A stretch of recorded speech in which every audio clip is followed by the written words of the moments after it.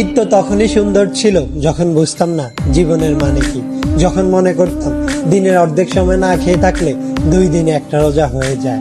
ঈদ তো তখনই সুন্দর ছিল যখন রোজা না রেখেও সবার আগে ইফতার টেবিলের সামনে হাজির হতাম আর সবার আগে ইফতারি খাওয়া শুরু করতাম।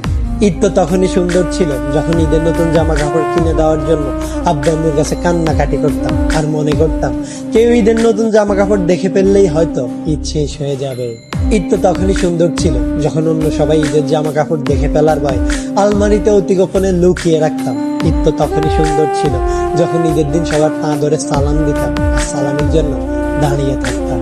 ঈদ তো তখনই সুন্দর ছিল যখন বড়দের দেখতাম তারা কত জায়গায় ঘুরতে যায়, তাদের কত টাকা, আর ভাবতাম কবে জানি বড় হব আর তাদের মতো করে এত সুন্দর করে ঈদ পালন করব।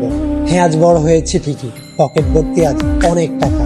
ঈদ আজ ঠিকই আছে, কিন্তু হারিয়ে গেছে ছোটবেলায় কাটানো ঈদের সেই আনন্দময় মুহূর্তগুলো।